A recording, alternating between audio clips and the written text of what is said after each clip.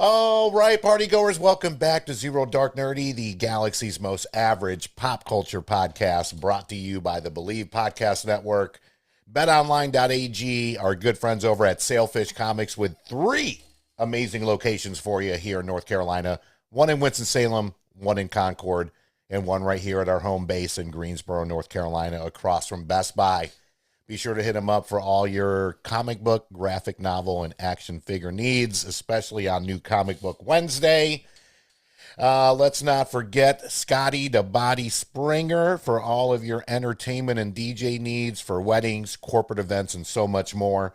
Available in North Carolina, South Carolina, and Virginia. You can find him at topropeentertainment.com. That is all one word, topropeentertainment.com. Of course, Yes Weekly, Golden Ticket Cinemas, our favorite movie theater here in Greensboro, the old Brassfield Cinemas, restored, fully operational, and incredibly amazing.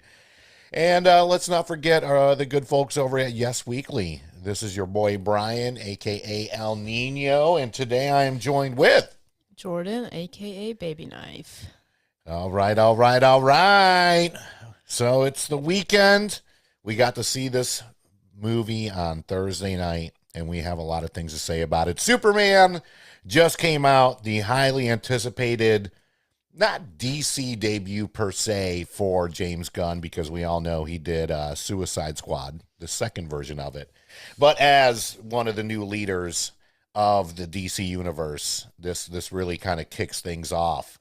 So we're going to be talking about highlights, things that we weren't so crazy about, and, of course, give our overall score. As always, a big shout out to Golden Ticket Cinemas. We saw it there Thursday night for the 8:30 showing. And, here we go. It's been a lot of stuff on social media, a lot of reviews. A lot of people love it. A lot of people hate it. A lot of people calling it woke. You just can't make anyone happy nowadays. But, Jordan, what was your first take on the film as we saw it? And by the way, happy birthday, Bailey. So it was Bailey B's birthday on Friday. So we went Thursday night as part of her birthday gift. So just want to give a big happy birthday shout out to B. She joined us on the Thunderbolts episode. Yes. So be sure to check that out if you haven't already, especially with Fantastic Four coming out in a couple weeks. And we do dive into Fantastic Four and the new phase of the MCU in that episode. So if you've not checked out the Thunderbolts video, please, or podcast, please be sure to do that. Yeah. So I loved it. um, I don't know much about DC. I mean, in comparison to Marvel. Mm-hmm. So like I don't know anything about Superman. I mean, I've seen, what is it? What was the Superman? Man of Steel. Man of Steel. I've seen that. It's been a long time. Mm-hmm. Remember, it was good. I took you to the theaters to see that. Yeah, and Batman is more of like a new love for me I do, of course, love like the Dark Knight and stuff, but I'll be honest, it was because of the villain, the villain performances in those Batman movies, like Bane and obviously Heath Ledger's Joker. They're great movies to me. Just for that reason. I mean, no, they're great movies, period. But the villains are kind of what I liked about them more than Batman the character. And now I'm a pretty big Batman fan because of like the new Robert Pattinson Batman, the whole tone of it. And so I'm just now kind of getting more into DC and like reading some of the comics. Like I've been reading Absolute Wonder Woman is really cool, but like that's literally it so far. And then so we went to see Superman.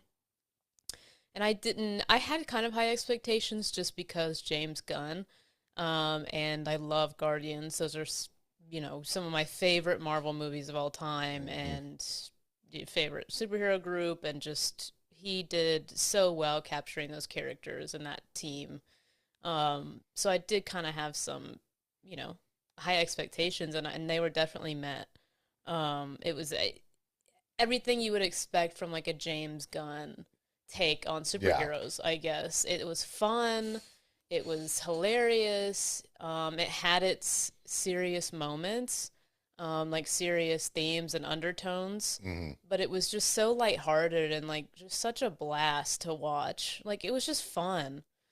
And so like I think we both said like we both have not smiled that much at like Yeah. a movie and especially a superhero movie like that in a long time. Yeah. It's just awesome. Like the characters are great. The all the villains and whatnot, even though it's kind of a lot going on, like Hmm. it's awesome. It's a good like throw like throwing us into Yeah. like Superman's world. It was just like I loved it. I haven't like loved a movie this much in a long time as far as like new movies go. But yeah, I thought it was awesome. I think yeah, a lot of people are going to get more excited about James Gunn kind of taking the reins at DC. Um, I have seen like a lot of controversy about this is woke propaganda, blah blah blah. Yeah. Whatever, who cares? It's overwhelmingly been positive like reviews and Yeah. like no, I have not seen much hate on it yet besides the whole political nonsense of it Right. being woke whatever, but get over it. Yeah. Because I mean, I will. Sean Gunn, which is James Gunn's brother, he did say like it is political. Like it kind of is political, and Hmm. you know, take that how you'll take it. But just get over it and just enjoy the movie for what it is. And if it strikes a chord or if it hits a nerve, maybe do some reevaluating, maybe do some thinking. Check yourself. Yeah, about like society and just caring for people because at the end of the day this movie is just about loving everybody, caring for everybody, finding everybody beautiful. Yeah. Like that's what makes Superman punk rock, like they Hmm. say in this movie, and I love that line. I don't know it exactly, but Lois was like, I used to be a punk rock kid, like this isn't for me, and he's like, what if punk rock is the opposite, as in like just loving people and like Yeah. trusting people, whereas Lois like can't trust people and whatnot. Yeah. He's like, what if trusting people and finding beauty and everything is punk rock? And I love that. I love that theme of this movie because it's so like relevant and needed as a reminder at this time to like be like Superman in that regard. Like want to save everybody, want to bring the world together. So if that's too like woke agenda for you, it doesn't sound like you're a great person. No. Like, No. You don't have to listen to this podcast either. the political message is be kind to everybody. Yeah. So I don't, and immigrants included in that, everybody included in that. And so, yeah. I mean, I loved it for just everything. Yeah. Just everything that the movie was. It was just an awesome, fun time. I laughed a lot. All the characters were so great. Hmm. So, yeah. So, yeah, I went in, even keel, right? I tried to do this. If you haven't checked it out, we did 28 Years Later and Sinners in a double feature episode. We both had different feelings about it, and I went in there like super, super high expectations.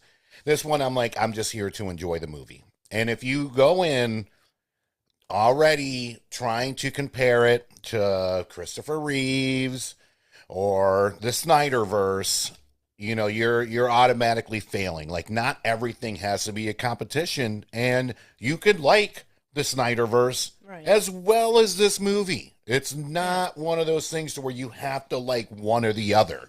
Unfortunately, we are in a society right now where you have to pick a side. And it's unfortunate. And it comes to entertainment, sports, politics, the whole nine yards. And you can like multiple sports teams. You can like a lot of stuff. It does not matter. Life is too short. Have fun, live a little. So as Jordan said, I was smiling ear to ear from beginning to end. I did not find a dull moment in the movie at all. If anything, I definitely wanted a little bit more, but it is a James Gunn film, and since even before Guardians, but I will say, let's just say Guardians, for example, he took an IP that wasn't the most popular Marvel IP and honestly made it into one of the best Marvel IPs. Volume 3, it wasn't the greatest of the three, but it was still pretty damn good. And 1 and 2 were fantastic. I mean, of all trilogies, whether superhero based or not, Guardians is up there for me in my top 5. Yeah. And I'm talking Godfather, just a lot of stuff. Even though Godfather 3 definitely needed some work, but the Guardians trilogy, and it's so hard to do a sequel, let alone a trilogy, is still top 5 for me. So with that being said, I thought David how do you say it? I think Corenswet. Yeah, David. Corenswet? Yeah, Corenswet, however you say it. Sorry, David. Was phenomenal as Superman. And this is more kind of like, and especially with the intro, it tells you in the beginning how many years Metahumans has been around, how long Superman's been around, how long he's actually been Superman. So this is still like, it kind of reminded me of the Batman, where it was like year 2 for the Batman, like Robert Pattinson He's Batman, young, yeah. where he's still kind of finding his legs per se. I think this is like year 3, if I'm not mistaken, of him being Superman. So he's going to make mistakes. And to be honest with you, Superman, even in the comics, is not a perfect person. And let's face it, it wouldn't be fun on screen if he's not getting his ass kicked a little bit. Like, he's not Homelander from The Boys. Like, he is vulnerable. He can bleed. He's still learning a lot of stuff. And, really, I think he gave us, besides Christopher Reeves, the more, and to backtrack real quick, I do think Henry Cavill played a phenomenal Superman. And I really enjoyed the Snyderverse. I did. Not so much the Aquaman films and this and the other, but as far as like Man of Steel, Batman vs Superman, Zack Snyder's Justice League, I thought were really good films. So with that being said, Henry, you were a phenomenal Superman, and can't wait to see what you do next. This was just a fun movie from beginning to end. Like, bring the kids. It is PG-13. There is some cursing. Guy Gardner, who is the Green Lantern that we get in this, has some gigantic middle fingers that show up in a very fun scene towards the end of the movie. So it is, I don't want to say a hard PG-13, but it is PG-13. I saw a couple people posting online about, there's some swearing and this and the other. Like, it's not rated PG. It's rated PG-13. So, again, James Gunn just doesn't miss. I thought Metamorpho, played by Anthony Carrigan, who we know from Barry, was great. If anything, for me, this movie could have gone longer because I wanted more. And that is a great film in my eyes. If I want more, and it's not like an hour and a half film, like this was just over 2 hours, then I feel like that's the makings of a good film. Like, even, some undercover great performances. I thought Jimmy Olsen, played by Skylar Gazando, I believe it is, who is from Righteous Gemstones, he was undercover awesome as Jimmy Olsen. Like, there was a lot of characters that I wish they would have fleshed out a little bit more. I would have liked to see a little bit more about Rick Flag Sr., which is played by Frank Grillo, who's been fantastic. If you haven't seen Boss Level, he was Crossbones in the MCU. He's been in a lot of phenomenal movies.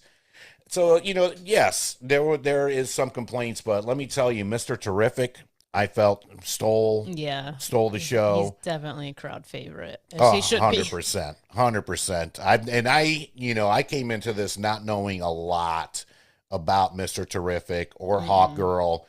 I knew a little bit about the Guy Gardner version of Green Lantern, and really how he's a dickhead. And and Nathan Fillion did a great job of playing him, especially with that horrible haircut.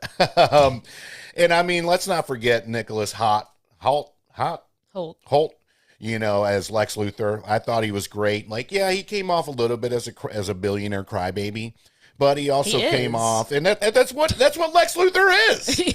Like, he's pissed off that he doesn't get all the love. Yeah. And he wants the recognition, and he even says it in the movie, of the Einsteins of the world, of the Galileos, of all these people. And then he has this alien come down and gets all the love that he's supposed to be getting. So, I absolutely just love the film. I can't wait to see it again. I'd love to see it in IMAX. So that's pretty much my take on it. Like, I definitely wanted a little bit more, but beginning to end, I just absolutely adored the film. I will say, for James Gunn, who's very well known for his soundtracks, in particular Guardians of the Galaxy, This one definitely lacked in the music. There wasn't a huge soundtrack. No. It was very score heavy. Very, very Which score it was a heavy. good score, great score. Yeah. Um, Which is what DC's known for, you know. Yeah. And I get it, but the one track, and it came made on up at the for end. it, yeah. At the end, Punk Rocker by the Teddy Bears and Iggy Pop. I listened to it 3 times on the way home. Yeah. I remember making a playlist with this song. I forgot about the song completely. Me too. And it was just a perfect way to end the film. And even like his parents played like the cutest role. Adorable, yeah. Just so adorable. Southern sweetheart, or Midwestern sweetheart, right? From Yeah, Kansas. yeah, so yeah, Midwestern yeah, sweethearts. Smallville. Yeah. So, you know, but they didn't steal a lot of the limelight, which is good. It was just like, it was just a good film for even as much as it had with the extra characters, with, you know, not really so many villains and this, that, and the other. It just had a lot of heart, a lot of comedy, great messaging. You know, yeah, this to me, it wasn't like, I wasn't watching it like, oh, this is like a political agenda for everybody to be nice to each other. If that's the political agenda, then, you know, I'm good with it. But it did not seem like this was politically driven at all whatsoever. It was just a good Superman film. If it'll spark a conversation about reevaluating, just being kind to one another. Yeah. Maybe thinking about the, you know, causes and repercussions of war, of being kind to immigrants, of being kind to your fellow Americans, everyday people. Like, okay, I'm glad it sparked the conversation for that. I'm glad that it had those, like, you know, undertones and repercussions online. Like, I'm glad people are kind of talking about what it means to, like, be like Superman. Like, how political is it just to be kind? And it kind of is political now, just because how crazy things are in the world. Yeah. But yeah, again, it's definitely not like, that's not like, they're not like shoving a message in your face about like, right. Like anything going on in the like particular circumstances in the world. It's just, it happens to like make you think of things that are relevant, and that is also a sign of a good movie. A good movie, to me at least. I like movies that like will reflect like real things going on a little bit. Yeah. It's a really good feel good movie. It is a feel good movie to just watch if you want to feel good. Like, self-explanatory. If you want to go into a movie and not have all these ideas of what the comic books say, what the Snyderverse did, you just want to go in and enjoy a movie, here it is. Yeah, because I literally don't know anything about Isabella Merced's Hawkgirl. She was cool. I don't know anything about Green Lantern. I know nothing about the Engineer. I know nothing about Mr. Terrific. Yeah. Like, I didn't know these characters at all. Yeah. And you don't need to just enjoy them and have a good time watching this. I mean, now I'm excited to like see these spin-offs and sequels and whatnot with these characters, because now I got like a taste of who they are. Yeah. But you don't need to be a DC nerd to go and enjoy this, which like kind of gives DC that edge that Marvel's lacking right now. Right. Is that, I mean, Marvel's great, but they're just kind of going through this thing where like you can't really just put on a Marvel show or a Marvel movie right now and have a full idea of what's going on unless you've seen XYZ. Yeah. Whereas this is just, you know, it's revamping DC. Yeah. It's just nice to see something new, fresh, like fun, interesting characters. It's nice. It's giving DC that kind of edge against Marvel. Yeah. And I'm sure James Gunn is loving that. Yeah. Kind of giving a little bit of the middle finger to like, well, this is kind of what you're missing. A Green Lantern middle finger. Yeah. That's for sure. This has to be the clip right here. Yeah. Yeah, agreed. I mean, he has the advantage to where DC and Warner Brothers hit the reset button. And you know what's so funny is so many people bitched and moaned about the Snyderverse. It's gone. And now everybody's like, oh, bring it back. You know, it's like, you just can't win at the end of the day. So they do have that advantage now by hitting the reset button, to where even B, she's like, I don't know a lot of this stuff that's going on. And we're like, we don't know a lot of these characters either. You know, this is a brand new DC. So it's a brand new day. So now new fans, old fans, young fans, whatever it may be, can go into this and be like, great, what is next? Yeah. Like, we're watching kind of the beginnings of the MCU when the MCU first started with Iron Man. And And I read today that basically the plan with DC is to do 2 movies and 2 shows yep, a year. yep, Which quality over quantity. it seems like a decent pace. I just hope they don't, they don't feel obligated to like I wouldn't Yeah. care if we just get 1 movie, 1 show a year. Right. That's fine. It's quality over quantity, for sure. But that seems like a good kind of pace to things. Yeah, and that's as far as the DCEU. Now they still have the DC Elseworlds with the Batman 2 coming out. We don't know if we're going to get another Penguin show. They would like to do one, but that's up in the air. So there's a lot of stuff on the side that Warner Brothers and DC is still going to do. But as far as the DCEU, yeah, the plan is 2 movies and 2 shows a year, which I can handle that. Yeah. I'm good. I think, like, kind of further up the agenda, I think is Supergirl. And a Mr. Terrific show, I believe, is like what's rumored right now, which would Supergirl, they're definitely, I think they're already done filming that, if I'm not mistaken. Okay, yeah. Yeah, that's why she made by the way, spoilers ahead as always, made that cameo at the end. Yeah, it was a funny cameo. I loved it. It got me, she has like 2 minutes of screen time at the end, but I'm excited to see her because she obviously has a way different personality than Superman. Yes. Very, like, immature, like... funny. She's the I just turned 21. Yes. Supergirl. Yeah. Party Supergirl, it seems like. And Millie, I think it's Alcock, was fantastic in the first season of House of the Dragon. So I can't wait to see her interpretation of that. Yeah, so, she's funny. And Crypto. Can we talk about crypto? We need to talk about crypto. We have yet to. I'm surprised. I thought like we were going to get 5 minutes in. I love you. Love. Come on now. James Gunn knows how to do animals. 100%. And make you, love them. Yeah. Adore them. I mean, obviously we saw that in Guardians with Rocket, though Rocket would punch me if he heard me say that because he's not a raccoon.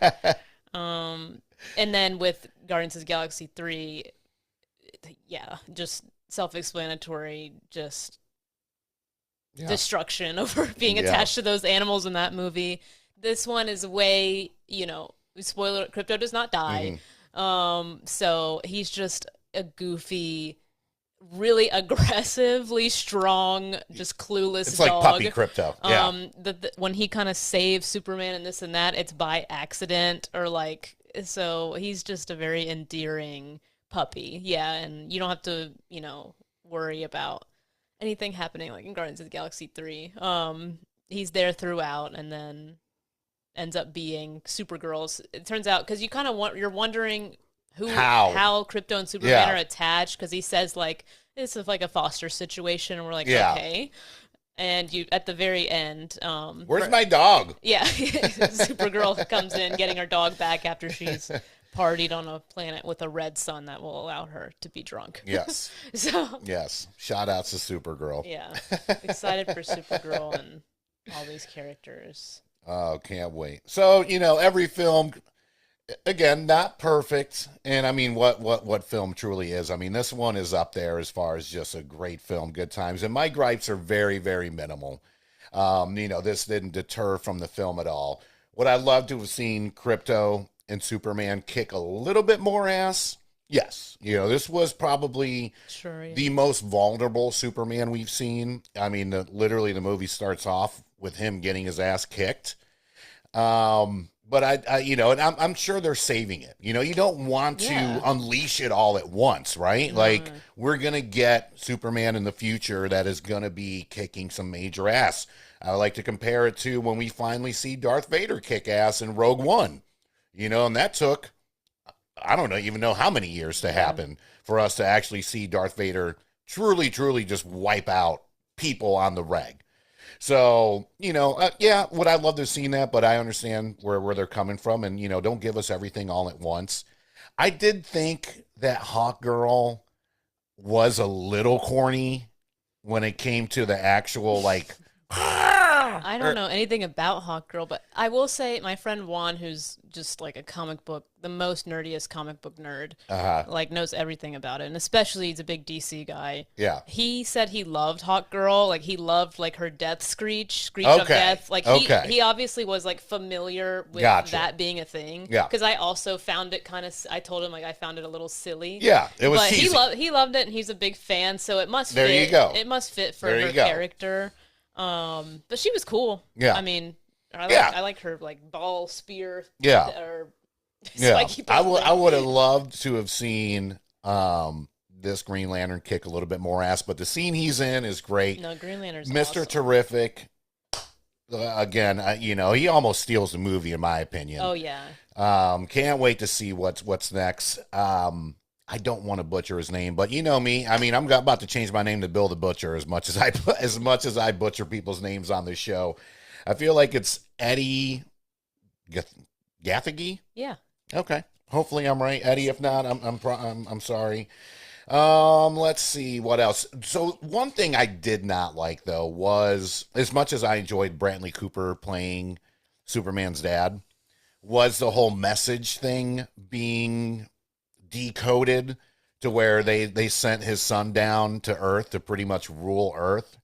I still feel like Lex Luthor just put a bunch of bullshit on it and faked it, I but don't think so. Well, I don't know. I mean, it's possible. We don't really know too much about that. Besides, Yeah. it was just the video got messed up. yeah.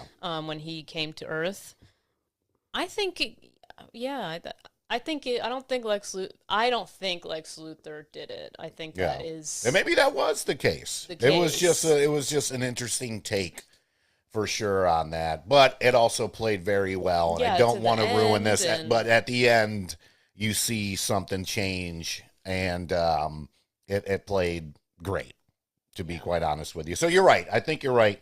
I don't think Lex Luthor, now that I think about it, because of the way it ended, yeah, I take that back. So at first I was like, no, come on. They didn't send him down here to rule over us per se. But it's also one of those messages to where it doesn't matter, you know, at the end of the day, our kids are going to do whatever like, they you're want to do. not- You're not You're subject. not born evil. You're not Right. born any certain way. It seemed when you get the glimpse of Superman's parents and the way they are, you can tell just by their little moments and scenes that they Yeah. love him so unconditionally Yeah. and have raised him to love everybody. Yeah. And so that was obviously Superman loves everybody and he's punk rock in that way because he was brought up that way and Yeah. that's one of his core values. And he wasn't it just proves that like even though his real parents sent him with the mission of like conquer and destroy, be king, Yeah. it doesn't mean that had to be his destiny. He kind of made it himself. Yeah. So that was a really cool message and made for a great ending as well with the change and everything you see with the song Punk Rocker. And that song used to me made up for like not having a heavy soundtrack. It didn't need to have a heavy soundtrack. No. So that last song like was just there's not a more perfect song they could have Yeah. used for this movie and Yeah. for the characters. As I was smiling the whole time, like my smile went even bigger when that song came on. It was great.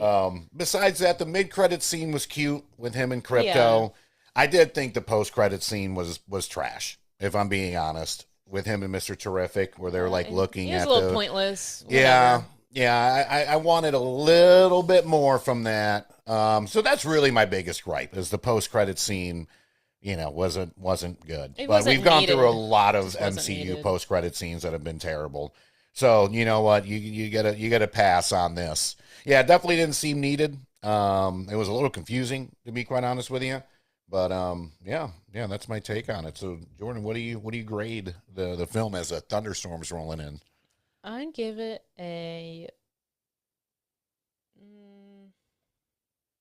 I'm gonna give it a 4.7 out of 5 stars. I just enjoyed it that much. Yeah. Like it's definitely like I'm gonna buy this movie on DVD and it's gonna be like a good feel good movie to put on whenever I just want to watch something fun and like a little mindless at times and just like feel good.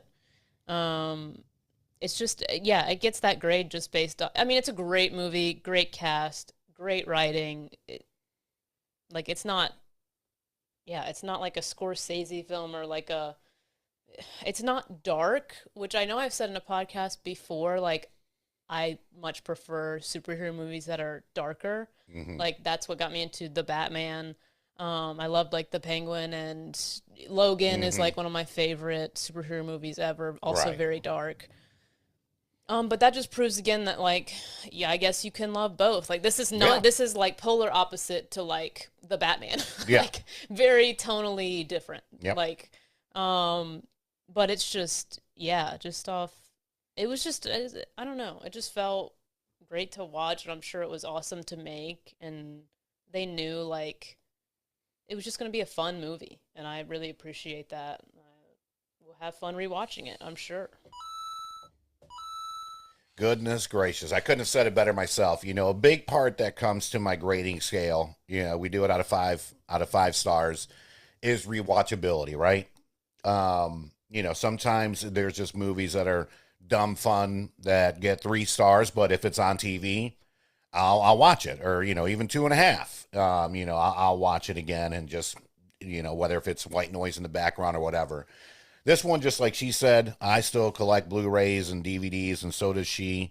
I can't wait to buy this and see all the behind-the-scenes stuff. We talk about behind-the-scenes stuff all the time here because we love seeing how stuff gets made, especially because we love the industry.